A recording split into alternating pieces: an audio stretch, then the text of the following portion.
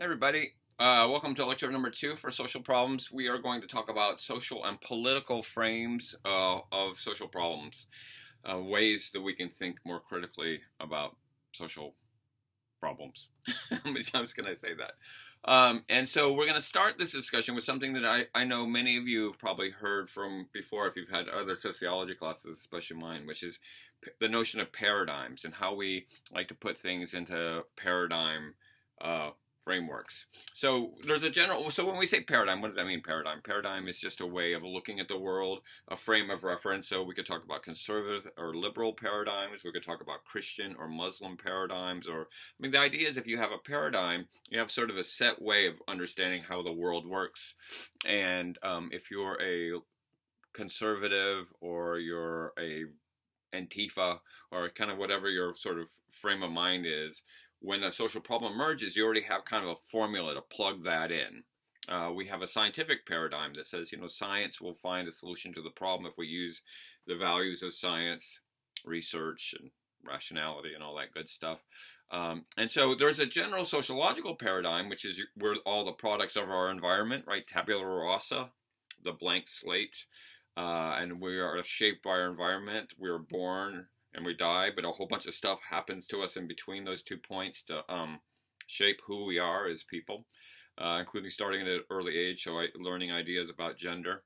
Gender is an impact of where we are in place and time in the world.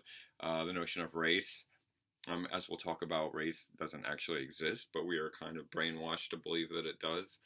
And so that's the general sociological paradigm, but under that there are a couple different paradigms that we have, 3 that we like to talk about, or that are the dominant sociological paradigms. And I'm going to be really brief on this because I'm hoping some people have some background in this, but if not, well, we can go further into it. So the first paradigm that we use is the functionalist paradigm. The functionalist paradigm sees the society as an organism.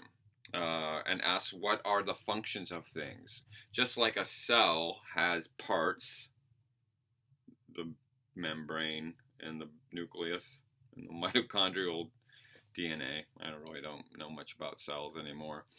The society has parts too. We have religion and we have family and we have media. And they all are there because somehow they are functional. That's the name of the functionalist perspective. Functionalists look at how that social organism evolves slowly over time, how we go from an amoeba to the complex organism that is the human being. And that happens slowly and adapts. So if you know about Darwin was about how species adapt to their physical environments to become taller or shorter, develop tails or lose their tails, or develop feelings. I was wondering the other day, do ants not want to die?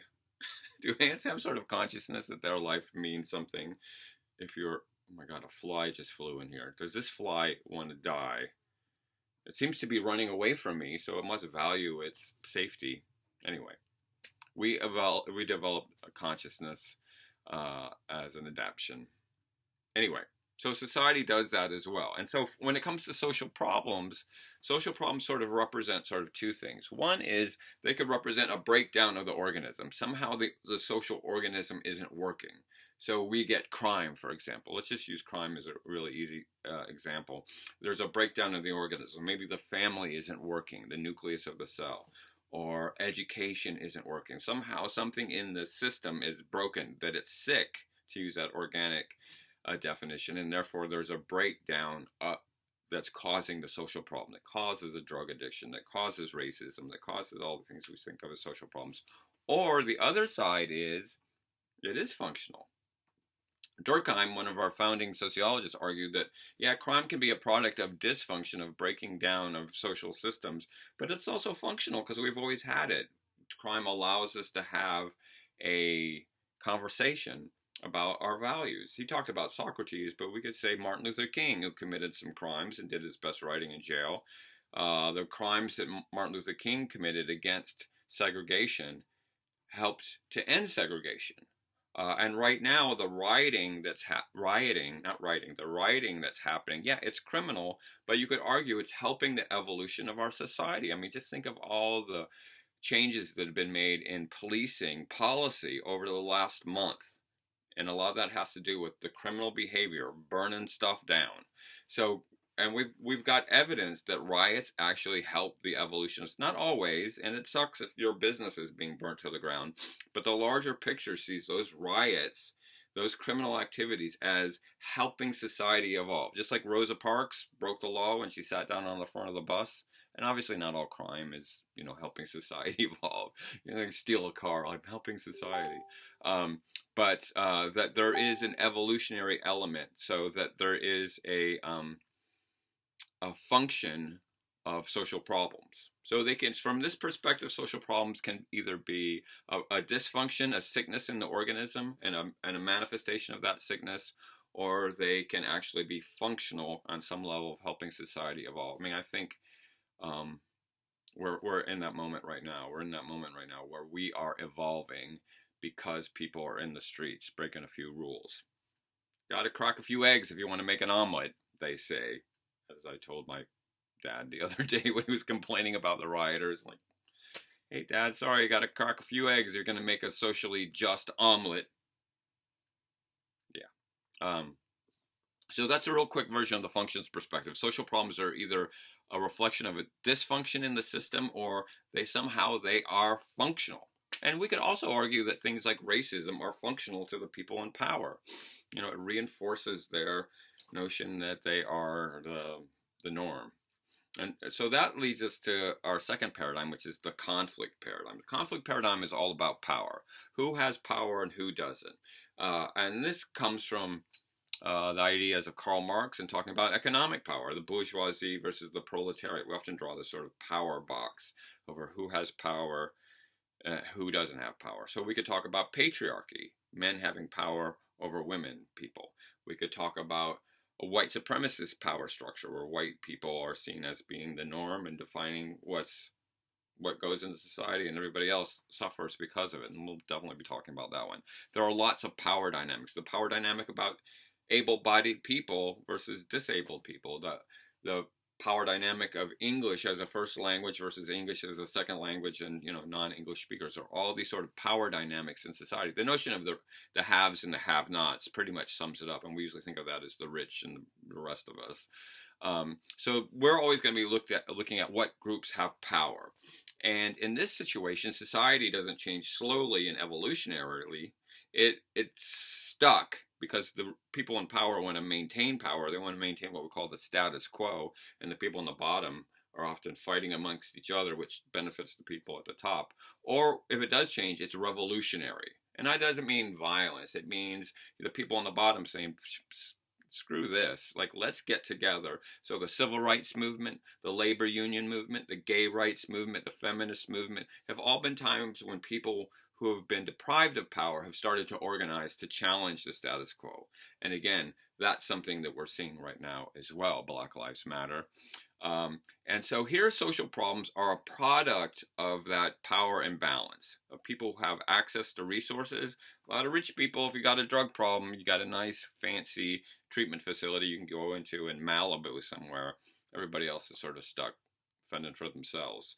That the social problems that we see are a reflection of this power dynamic. And I think as we go through this course, the paradigm that we kind of refer, and this might be my own bias, but the paradigm that we refer to, even though we'll talk about all three, there seems to be a power dynamic at work, and we are in a revolutionary moment, not an evolutionary moment, which is what the functionalists would say, but a revolutionary movement where the people at the bottom are saying, I can't breathe. My life matters. No more of this. Take down that statue of George Washington. He owned people that looked like me. We're in a revolutionary moment. The third paradigm, so the first two paradigms, functionalist and conflict, are kind of macro, societal level. Society is a functioning organism that is slowly evolving. Or society is a power dynamic between the haves and the have-nots, where the haves are trying to maintain the status quo, and the have-nots, if they want change, they need to get together and kind of overthrow the status quo. The third paradigm is the symbolic interactionist paradigm. The symbolic interactionist paradigm is a paradigm that is more micro level. It's more about individual level interactions between us. How do we know what we know? And that's because we are the products of socialization. We interact on a micro level with our family members, watching our programs on our computers or our TVs, our teachers in school. It all happens to us on a very micro level, and therefore you get incredible amounts of variation, even within families. Right, you can have kids that are the products of the same family that come out very different because each kid is socialized a little bit differently based on the time and the place that they're growing up in. And so here, this is all about what we call shared understanding. How do we understand? So, for example, we had a discussion in Zoom this week about what are the problems that we think about. And right now, a lot of people are thinking about race, right? And that has to do with a lot of the stuff that's coming in towards us that we're seeing on TV, we're seeing in the news, we're hearing from our friends, we're driving around the neighborhood and seeing Black Lives Matters signs in windows. And so on a micro level, like we're developing a shared understanding. Oh, we got to talk about race right now. Number one bestseller in America is White Fragility, right? I mean, how did that happen? This book's been out for a couple years, and all of a sudden this is the number one book in America because we developed a shared understanding on a micro level that we white people needed to be talking about race. So how do we understand? You know, I mean, sometimes it's the environment, sometimes it's crime. I mean, that those social problems change based on a shared understanding. And so this has a lot to do with our influences, how we see social. I mean, we talk about symbolic interactionism a lot when we talk about gender. How do we know what gender is? I mean, gender has changed a lot just in my lifetime. The notion of what is maleness and femaleness have changed a lot, right? We've moved away from a binary. John Wayne and Marilyn Monroe, like as the models of maleness and femaleness. That's all gone, and that happened on a micro level. More women are working than men now. So much for man brings home the bacon and the woman fries it up in the pan and never ever lets him forget he's a man. That's an old song. That we on a micro level we've changed this very macro thing called gender because we've had different influences around us. So here, from the symbolic interactionist perspective, we are going to see social problems as how we come to understand what's important to people. And again, on a micro level, right, there is a shared understanding that is dramatically different than it was 6 months ago. So that it's all micro, and we'll come back to these, but I just want to give you, this is a refresher for some of you folks, but I want to give you kind of an orientation about these, and then I want to relate this to how we put these into a political frame, which has to do, there is sort of an assumption, and I want to kind of debunk this assumption, but there's sort of an assumption that the conflict perspective is sort of left-wing and radical and liberal and all the things you associate with left-wing, and the functionalist perspective is right-wing and more conservative, and that's really not true. So I'll give you a really good example of a social problem that is often on the top of the list. It's kind of moved down a little bit lately, is the issue of abortion and women's reproductive rights.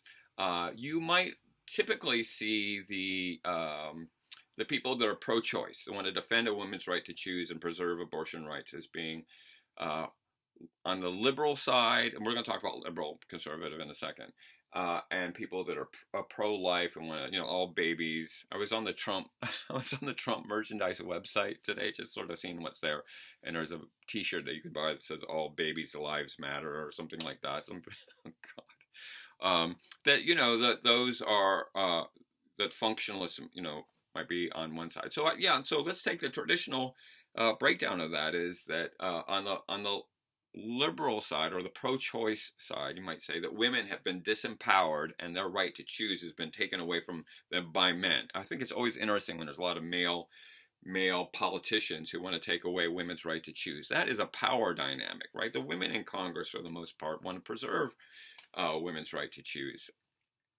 It's always men making decisions about women's bodies, so that's definitely a power dynamic, and that would be a conflict analysis from a pro-choice side. On the other side, the anti-abortion, pro-life people who might be functionalists would say, Yeah, there's a consensus that we generally agree that life is important and abortion is dysfunctional. It is taking away something that we think is important, which is a human life, and therefore it's not functional. And so we need to stop it. Those are the standard perspectives, but you could be pro pro pro baby, we're all pro babies. I'm pro baby, pro life, anti-abortion, and be a conflict theorist. What? Huh? Because a conflict theorist could say, in the power dynamic that you're looking at, if you're against abortion, the disempowered group, the have-nots, are the unborn. Like, who's to speak for them? They can't rally and go in the streets and say, we want to be born. So these people are doing it for them. They see the power dynamic of being, from people who want to take their lives away. So they have to step in and challenge the status quo. They're leading a revolution of fetuses, as it were. And then on the functionalist side, you could be a functionalist and be pro-choice, to say that, that abortion helps the society to function better by preventing unwanted babies from being born that, can be a burden on society. It reinforces our personal values of choice and is functional for society because, every child will want a child. That's one of the mottos in the pro-choice movement. Every child will want a child. And that's coming from a functionalist perspective. So I want to separate this notion of these paradigms as being politicized. We politicize a lot of things these days. Wearing a mask. Donald Trump was saying people were wearing masks just because they didn't like him. No, they're wearing masks because they don't want to die and they don't want to kill other people. But speaking of politics, let's talk about this because this is sort of an important thing. And this is going to be part one, and then I'm going to be part two because I want to break this video up into two parts. The notion of left and right. We talk about left and right all the time. People are on the left, people are on the right, people are on the far left, people are on the far right. As somebody who studies neo-Nazis and skinheads, I am often studying far right extremists. What do we mean by that? What is the political spectrum? The right-left political spectrum, which is simplistic and problematic, but we still use it. It's this social construction that we talk about, the left and the right. And especially as we go into a presidential election, this terminology gets thrown around a whole bunch. So the left and the right. Where does this come from? Well, it comes from a place that a lot of our thinking comes from, the French Revolution. 1789, July 14th, 1789. July 14th, Juillet 14, the Bastille Day. This is a day when you should drink French wine, unless you're an alcoholic. The French Revolution was overthrowing the old regime, was overthrowing the monarchy of King Louis, and trying to do what the Americans were doing, which is establishing a non-monarchical democracy. Of course, as we are having a good discussion about, a lot of those freedom fighters in the United States were also slave owners, so freedom for us. Oh, man. Anyway, so the French Revolution starts in 1789. It's a 10-year revolution. It doesn't go quite as well as the American Revolution. It was a little bit more of a total social revolution. Let's throw everybody out. And Durkheim had a lot of commentary about how the French Revolution kind of went south. I mean, it ended up in the reign of terror and this guy named Bonaparte, who became sort of a dictator all in his own. But after the revolution, or while the revolution was winding down, there was a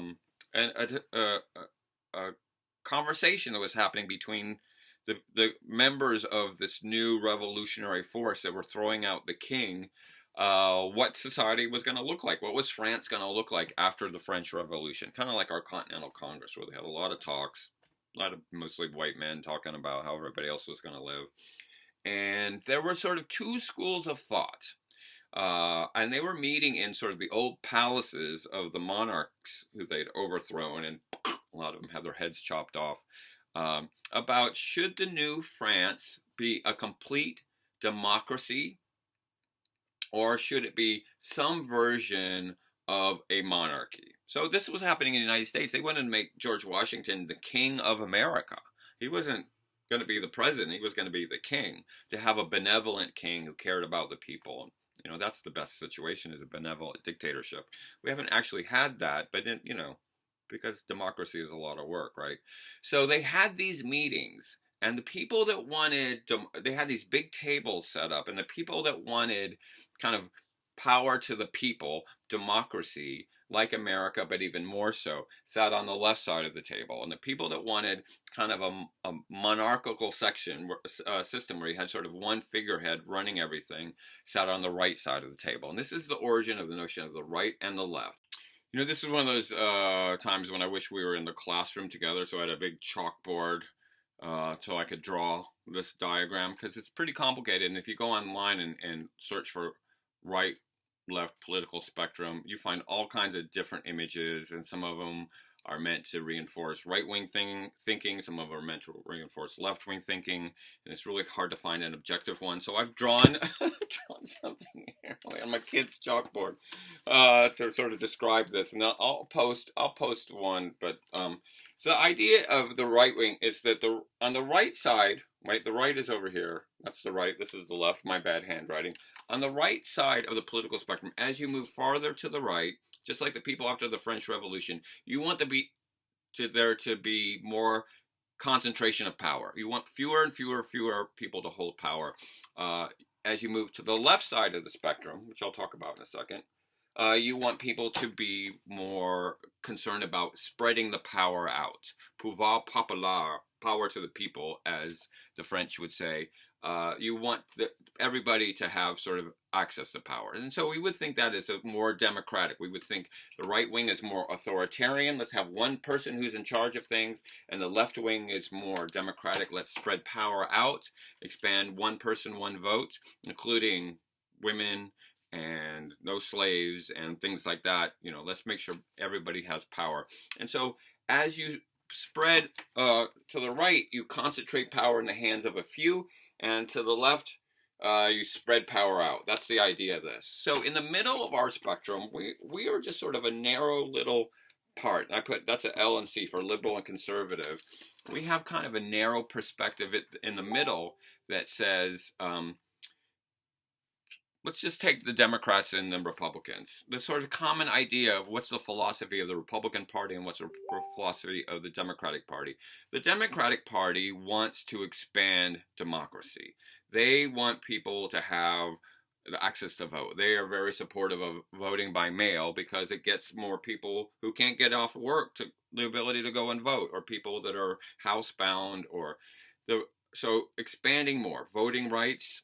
You know, the Civil Rights Act and things like that. We want, more and more people to vote. On the right side, they want fewer people to vote and to contract that, because there's sort of two different philosophies in the Republican and the Democratic Party that are in their names, the Democrat and Republican. Democrat says when we elect somebody, they represent the people that we've elected, that have elected them. So if I'm running for Congress for my district in Oregon and I'm elected, people are always like, Randy, why don't you run for office? I'm like, man, I don't want that hassle. My job is to do the bidding of the people who elected me, of my community, and to best serve them. On the Republican side, the belief in a republic is we elect people who are smarter than us, and we turn them loose to make good decisions. Because it's complicated, all that stuff, all the stuff about the economic, foreign policy, like I don't have time to figure all that out. I'm not going to tell you, here's what you need to do with regards to foreign policy for the Ukraine. I don't even know. I don't even have time to study that. Probably couldn't find Ukraine on a map. So we elect people who are smarter than us to take care of those issues. And we just trust them. We like them enough to do that. So instead of the person representing the people, which is the Democratic view, the person is elected by the people, but to serve the people because they know better. So it's more about that individual knowing better. And we just sort of trust them because they've got a good face and orange skin. So right there we have a notion of, do you represent the people or do you represent the one that hopefully will do what's best for the people? As we move out from that, we get more into the notion of the concentration of authority or the spreading of authority. So if we go down the spectrum and we move sort of leftward to the left, then we start moving towards what we call democratic socialism, which is what they have in places like Sweden and Denmark and Ireland. Ireland is a socialist country. People like Bernie Sanders and AOC are democratic socialists. AOC just reelected. my heart fluttering, who say, we want to make sure that we're not doing the bidding of the elites, that we're serving the people. And then you move from democratic socialism to socialism, the notion of, the dominant institutions of society should not be owned by rich elites, but should be owned by the people. Power companies should be owned by the people. Transportation companies should be owned by the people. And we have socialist institutions. It's funny when people go crazy about socialism. Public schools. Who owns public schools? We own the public schools. Public schools are socialist institutions. The roads. Who owns the roads? We own the roads. Our public transportation systems are owned by the public. TriMet is not a corporation. TriMet is owned by the people. And then the next step after socialism is communism, where you don't need a government. Everything is kind of collectively owned. And to be fair, we've never had a true communist society in the way that Marx envisioned. China is not communist. Vietnam is not communist. Cuba, a little bit closer, but still not communist. The Soviet Union, definitely not communist. They were all sort of stuck over here. And then at the end of the spectrum, on the left side, you get anarchy, which is a lot of the people you see running around the streets of Portland who claim to be anarchists. The true notion of left-wing anarchy is you don't need any power structures at all. We're just going to organize ourselves collectively and do what's best for the whole. So that's moving to the left side. When you move to the right side, remember, we're concentrating power. And so you move from sort of conservatives, and then you get into what's called oligarchy, where you have a rule by a few, which a modern oligarchy means a rule by a few corporations, which is something we're going to talk about in the next video. And you have, fewer people making the decisions. And so people might get to vote on, things here and there, but it's really a small group of people who control things. And then you move farther to the right and you start getting into what's fascism, authoritarian dictatorships, that it's Hitler or it's Mussolini or it's sort of one person, the cult of personality, who runs the show, and you have ultimate power in that person to have power over people's lives. So the people that I study are right-wing extremists. They're way over here on the right end of the spectrum who, want there to be a racial dictatorship. And then you get to the right end of the spectrum and you get, surprise, surprise, you get anarchy again. But the anarchy on the right end of the spectrum is different than the anarchy on the left end of the spectrum. Left-sided anarchy is sort of communalism, and we're all going to work on this together, which is a lot of Portlandia, and some of the Antifa folks are sort of these left-wing anarchists. Right-wing anarchy is every man, woman, and child for themselves. It's road warrior. It's survival of the fittest, which is not what Spencer meant when he wrote that term. But it's basically the strongest will survive, and everybody's going to, it's like, Walking Dead season 1. It's just like everybody for themselves. This is the ultimate libertarian perspective over here on the right wing.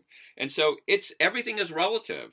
If I'm right in the middle, Hillary Clinton is pretty liberal. But if I am, over here where Bernie Sanders is, Hillary Clinton is kind of conservative. I mean, there's a lot of liberal people who could not vote for Hillary Clinton because they were here and they felt that she was too conservative for them. And that's something that the Democratic Party is wrestling with right now. Is it going to be a centrist party and try to appeal to conservatives, or is it going to be more of a left-wing party and say, hey, we've tried that, we're going to move towards this. So this is the basis of our political spectrum. The right left-wing spectrum, rooted in the French Revolution. Power is concentrated. Yay! Right-wing people want fewer people to have power. Left-wing people want power to be shared more equally. Moving towards communism on the left, moving towards fascism on the right. Right, left. I don't know if you're right and left. But so what? And of course, this is this spectrum is super limited. I mean, I was just Googling what the Google images were, and every single spectrum is a little bit different. They're all super biased for their side, and so what are you going to do? I'll include a couple. Hey, as I'm talking, I'll flash up some images of some right and left-wing spectrums. But what does this have to say about social problems? Well, social problems will often fall under these political ideas about how society should be. So, for example, how would people on the right view social problems? Well, the people on the right are more likely to use the person blame explanation. It's about individuals, individual level power, and the solution is, it is in the individual. The solving the problem is in the individual. On the left side, since we're looking at the collective, there tends to be more of a system blame approach, which again is limited to say that the system blame approach is left wing and the person blame approach is right wing. I think that's the general perspective. I think what we see in the real world is that on the left, there's a lot of personal blame, blaming rich people, like blaming a rich person for causing the problem. On the right side, there's system blame approaches. The government is the problem. So they're not inherently right wing or left wing, but there's a little bit, So when we look at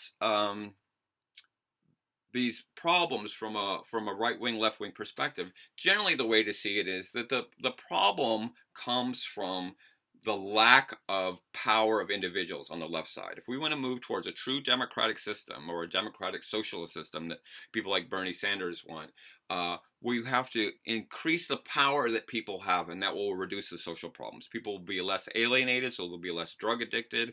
People will be racially empowered, so there'll be less racialized policing. If we increase the power of the collective from the left perspective, we get solutions to the problem. On the right perspective, you need more authority. You need daddy smacking the hand. You need law and order. Where have you heard this before? Lord, I'm the law and order president. You need more authoritarianism to get the bad behavior under control, to get those people to behave. So let's dump more money into policing. Let's militarize the police, and that'll solve the problem. More cops on the street solves the problem. More punishing drug dealers for selling drugs solves the problem. Let's take a punitive authoritarian approach to solve the problem, because people will act rationally, like, gee, I don't want to go to prison, I'm not going to do that thing. And so you get kind of an authoritarian approach. So I hope that makes sense. It's broadly oversimplified. I mean, libertarians would often say, where are we on the spectrum? I mean, there are some places that are both right and left. There's interesting analysis. One of the things that we've seen recently is the notion of prison reform, which Donald Trump has signed on to. Prison reform traditionally was a left-wing issue. Let's stop incarcerating all these poor minority people. But right-wing people have gotten on board, conservatives have gotten on board with prison reform because it costs money. We're spending a lot of money warehousing people and not moving them out of poverty. So there are some weird kind of like a Venn diagram where right and left overlap a little bit, but they do have different ideas of solving problems. From the left side, let's increase people's empowerment and efficacy in the world. On the right side, let's get more punitive and punish the bad actors and be more authoritarian. Okay, I hope that makes sense. Okay, so that's the first part of this discussion. Okay, so here's our question for the day. Let's take a social problem that we're all talking about, which is racial violence in policing. The fact that there is clear evidence that use of force is used disproportionately with black and brown people. So the question is, there's sort of a kind of an either-or question. Either take it from the perspective of one of the paradigms, how would a functionalist or a conflict theorist or a symbolic interactionist frame the issue of police brutality? And this is, just a brief explanation. Or from the political perspective, how would someone on the left side of the political spectrum or someone on the right side of the political spectrum see the issue of racialized policing and police brutality? And I'd be interested, just take one of those. So you've got 5 options, right? You've got conflict, functionalist, symbolic interactionist, left wing, right wing. From one of those perspectives, how would you frame the idea of police violence? And that should be enough for this piece. I wanted to kind of break this up into 2, because the next piece of this is connected to it, which is about systems of power and how the concentration of power, including in the media, frames how we understand social problems. So this is going to be a discussion about special interest groups and the role that special interest groups play, and this is going to be a discussion about something called world systems theory. But that's a whole nother big one. So this seems to be enough of a little chunk to bite off of. So I'll be anxious to see what you come up with in your answers for this. All right. There we go. There we go. I really wish we were doing this in the room together, but that's me reporting from my attic to you. All right. See you in a bit.